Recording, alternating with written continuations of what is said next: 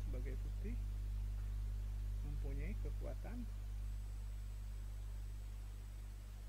di baris C. Tentu ada ide untuk memanfaatkan kekuatan garis C. Di sisi lain, hitam mempunyai juga kekuatan diagonal antara B7 menuju target di G2. Dan mungkin saja jika putih tidak mempunyai pilihan yang tepat, hitam bisa menempatkan bentengnya di G8 sehingga mempunyai titik serang di G2. Dan di sini kita kembali lagi kepada kekuatan putih.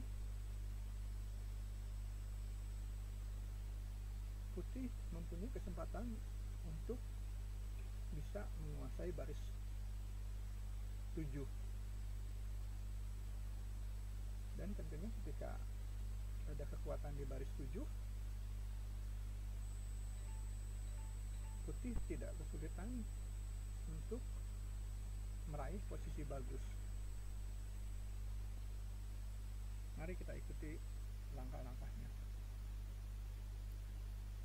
Putih melangkah menteri G3, itu langkah bagus untuk mengambil petak yang berada di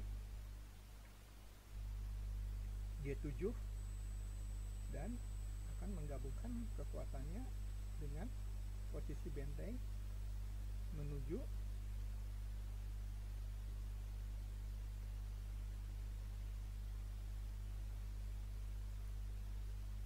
C7 sehingga baris 7 secara mutlak dikuasai oleh putih. Mari kita lanjutkan. Di sini kita melangkah F kali E5 dan putih mulai masuk ke baris ke-7 dengan penempatan menteri di G7. Hitam menjawab benteng F8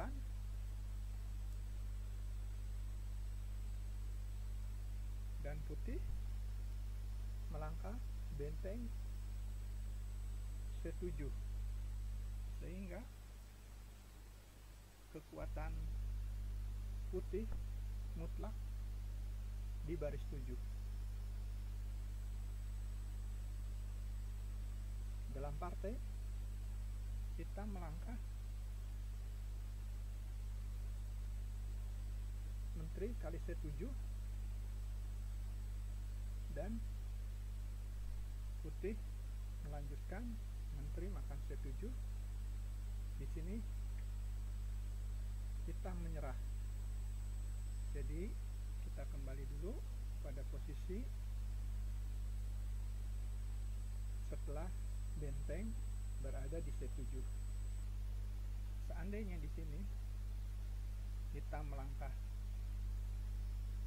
menteri D6 dengan tujuan untuk mengontrol E7 dan D7, putih dapat melakukan langkah benteng kali B7 dan seandainya hitam di sini melangkah D3, putih melanjutkan benteng A7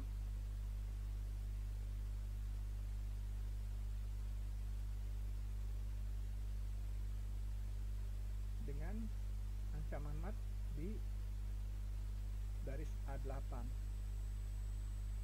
Dan seandainya di sini hitam melangkah menteri D8 putih akan menyelesaikan partai ini dengan langkah menteri makan H7 dan mempunyai ancaman mat di G6 dan H5. Demikian ulasan partai ini. Terima kasih.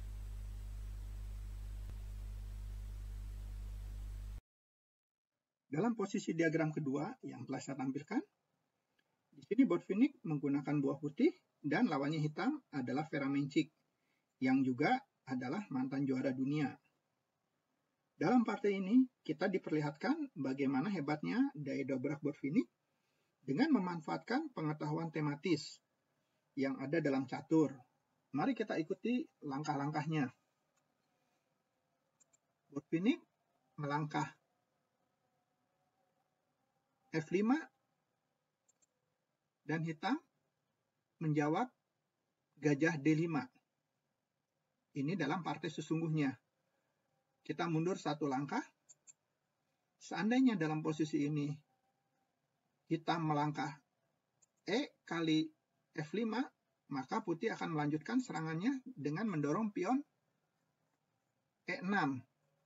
Yang mau tidak mau memaksa gajah hitam berpindah ke D5. Dan di sini posisi hitam sudah kalah berdasarkan tematis yang ada dalam catur. Di sini putih melanjutkan langkah selipan, melangkah pion E7, melakukan langkah skak. Yang mau tidak mau, raja harus mengambil pion E7.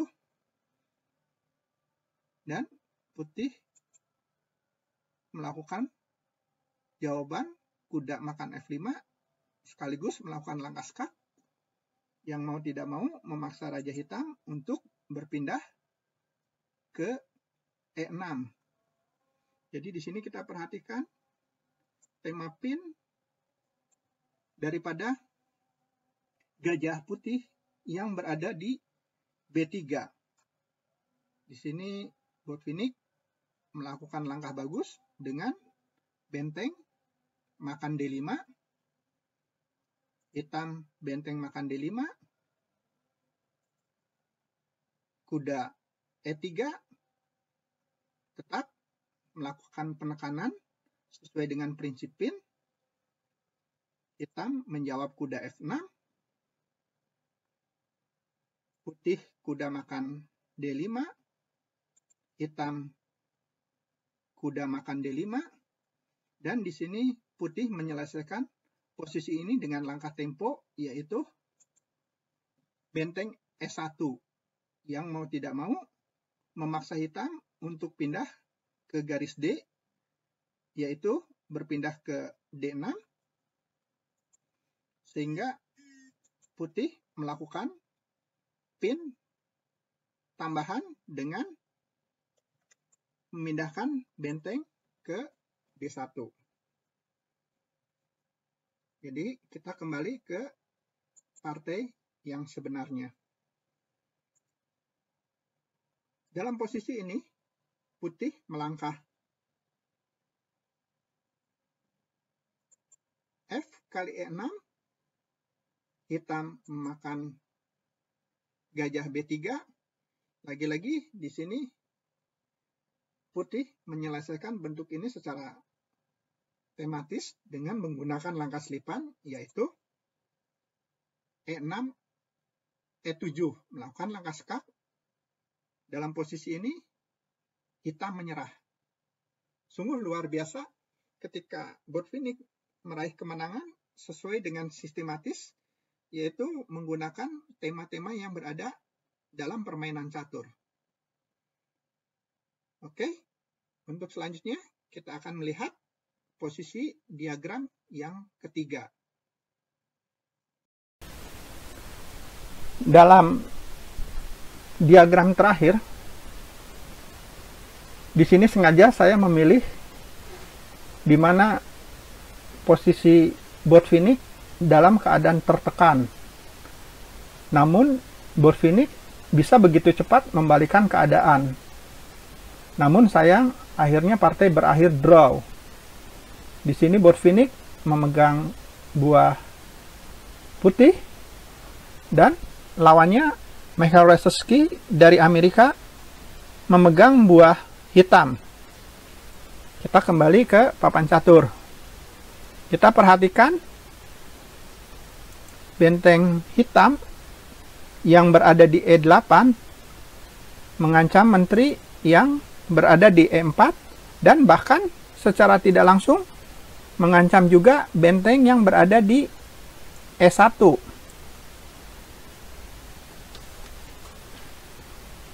Jadi jika tidak hati-hati, tentu putih akan mengalami kekalahan.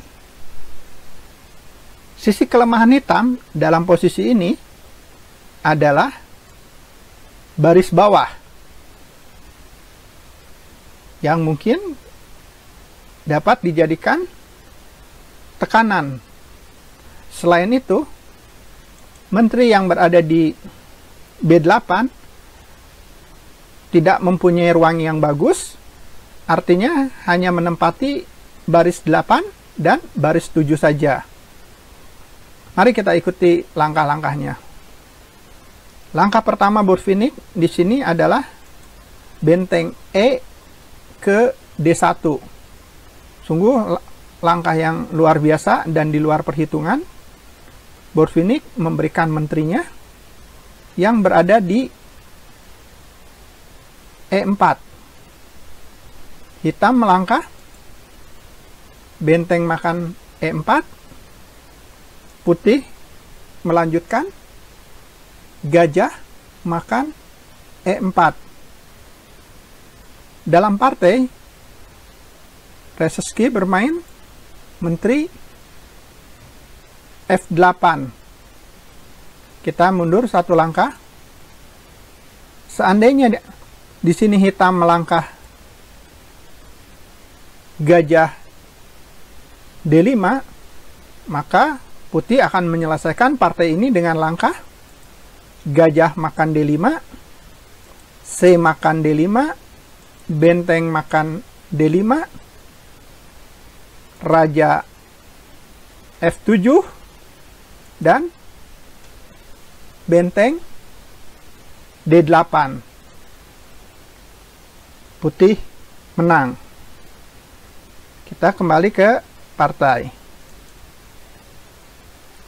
Dalam posisi ini, Botvinnik melangkah benteng D8, dijawab oleh Resetsky dengan gajah E8. Dan di sini lagi-lagi Botvinnik melakukan langkah yang di luar dugaan, yaitu melangkah benteng ke E1. Kita mundur satu langkah. Jika dalam posisi ini putih melangkah gajah C6, hitam akan membalas gajah makan C6, benteng makan F8, raja makan F8, posisi hitam jadi memuaskan. Kita kembali ke langkah pilihan Botvinnik, yaitu benteng ke E1. Hitam memilih menjawab raja F7, dan Botvinnik melanjutkan gajah makan H7. Hitam melangkah kuda E5, dan putih melangkah F kali E5. Di sini sudah terlihat bahwa jelas posisi putih jauh lebih unggul, namun sayang ada beberapa langkah kesalahan yang dilakukan oleh Botvinnik sehingga partai ini berakhir draw. Di luar daripada itu, Kekaguman saya terhadap partai ini adalah ketika Botvinnik bisa melepaskan diri ketika lawan menekan begitu sangat kuat. Mudah-mudahan partai-partai yang telah saya tampilkan menjadi manfaat untuk dipelajari kita semua. Terima kasih. Sampai ketemu lagi di pertemuan yang akan datang. Gens Unasumus.